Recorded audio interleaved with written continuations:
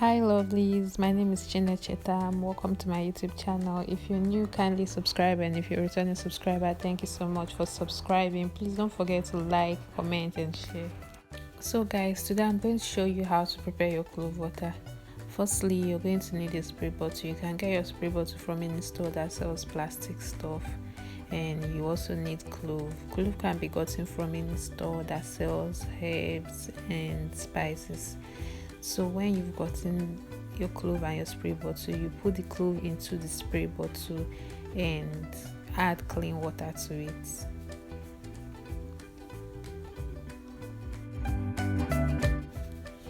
So if you're wondering what are the benefits of clove water, why do I need clove water for my hair, why do I have to spray clove water on my hair?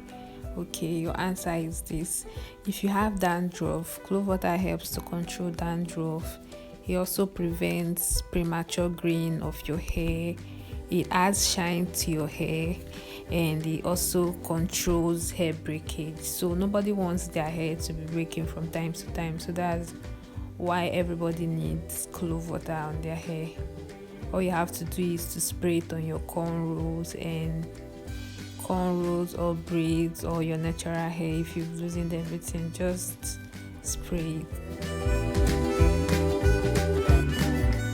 So if you compare the water in the spray bottle, the one I've added clove to, with the normal water, that's the clean water that is in the other bottle, you can see that the color of the water in the clove bottle is already changing gradually.